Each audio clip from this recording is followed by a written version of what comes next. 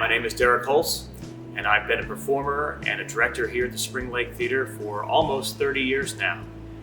It seems like only yesterday that I walked through the doors of this beautiful building to audition for my very first show here, Into the Woods. The year was 1993, and it's funny, I can remember walking into the building and taking a seat in the audience with all the other people who were auditioning, and I instantly felt at home. Us theater people, we like to talk, that's no secret, but everyone was so welcoming and willing to, ask questions, who you are, where you're from, and it made everyone feel really comfortable.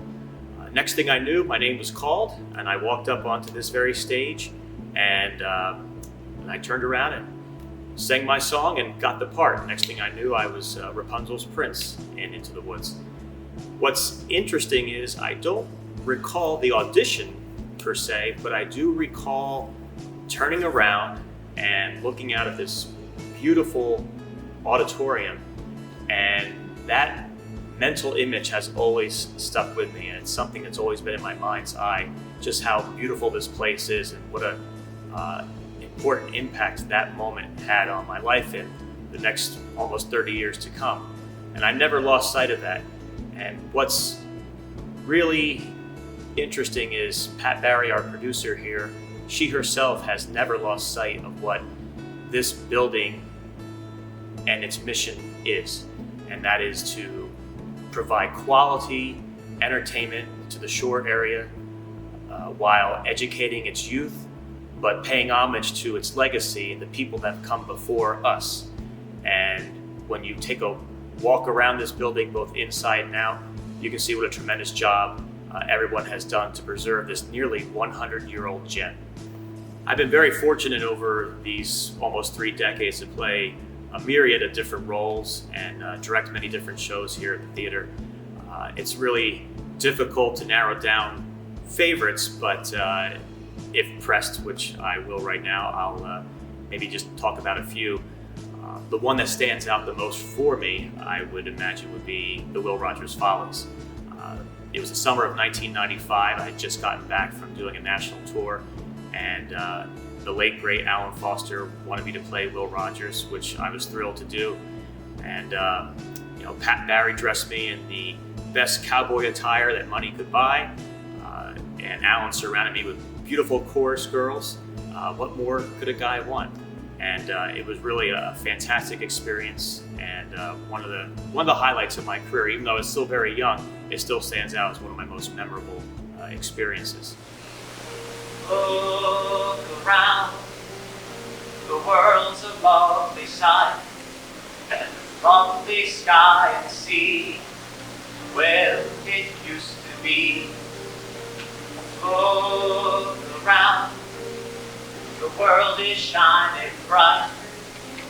Watch the green grass grow, well, that once was so. Where's the spring that loved the rain? Where's the road down Lover's Lane? Look around, they vanished overnight. Where's the lovely world we used to see? Who closed the open sky? The view clear to the horizon. Look around, they disappear from sight. And when I recall what used to be, I'm weeping like a weeping willow tree. Just look around, you'll see a memory.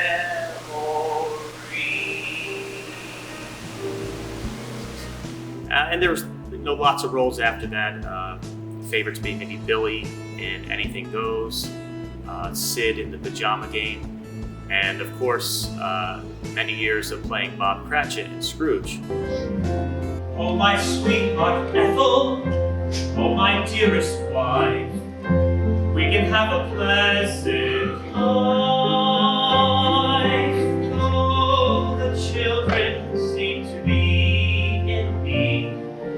still they care for us indeed.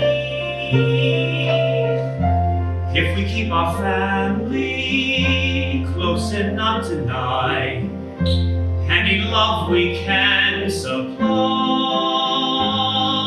surely as they grow, they'll come to know what we bestow. I started directing here at the Spring Lake Theater in 1994 with our first production of Nonsense. And, it was not a large show, but definitely a big undertaking for myself, feeling the pressure of wanting to do a good job. And had a lot of fun. And just like with all the shows, met a lot of wonderful people. And that spurred me on to do more directing and numerous shows after that. Favorites being maybe Pirates of Penzance, our original production of The Producers, and more recent with shows like the 25th annual Putnam County Spelling Bee, The Mystery of Edward Drood, How to Succeed in Business Without Really Trying, one of my favorite shows, and Godspell. As much as I love being on the stage and entertaining, there's a lot of joy that I get out of being behind the scenes and seeing a vision come to life.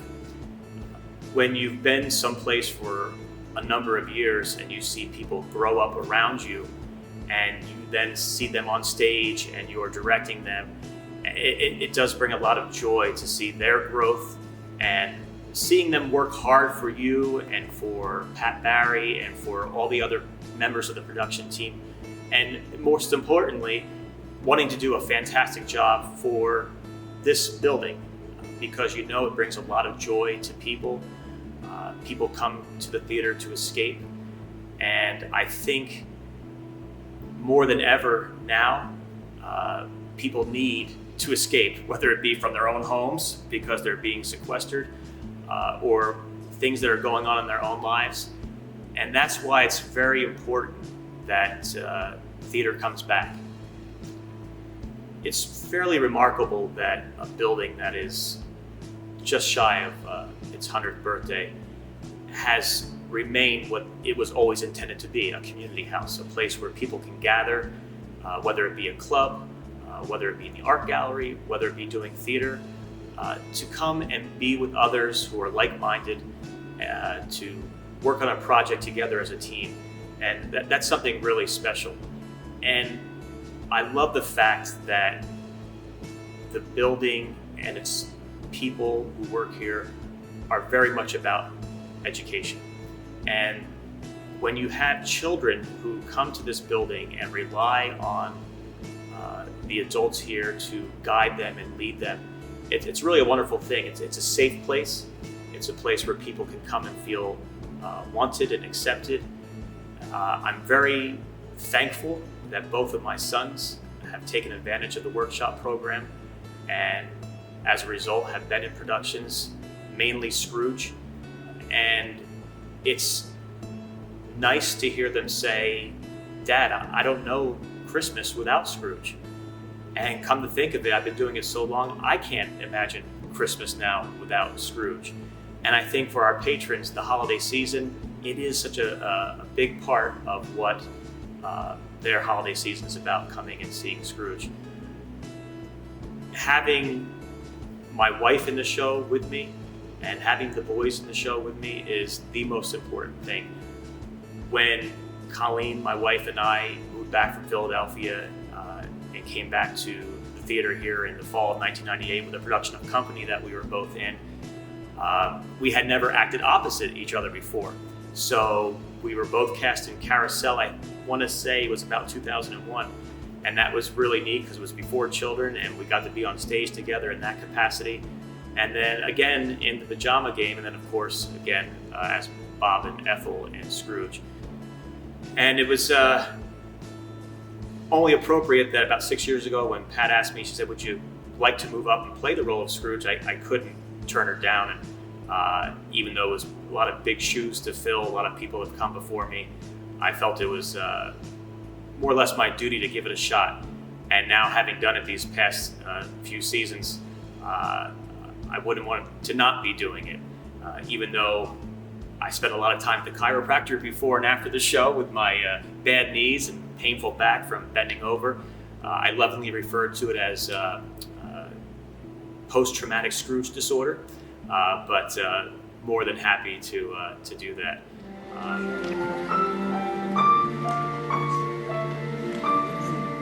And now I can see. Now you're a dream of mine. Oh, how can there be such a fool as I who must travel on, what help for me? Dream when my past has gone, live without memory. You, my only hope, you, my only love,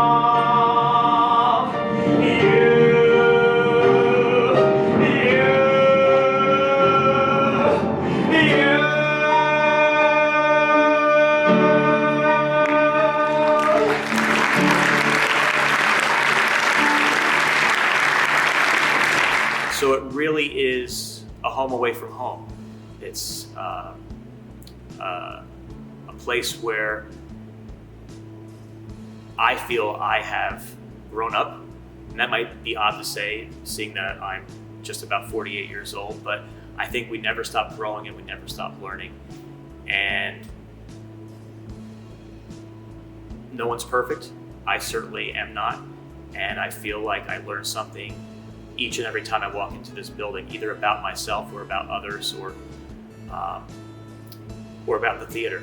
So that's part of the draw. That's why I think many of us like to come back, to be around each other. And we need that silver lining moment right now. And so it's very important that, as I said earlier, that theater starts up again for many, many, many different reasons. The community house and all the people who are involved here with the theater company know that this building has brought a lot of joy to so many over the years.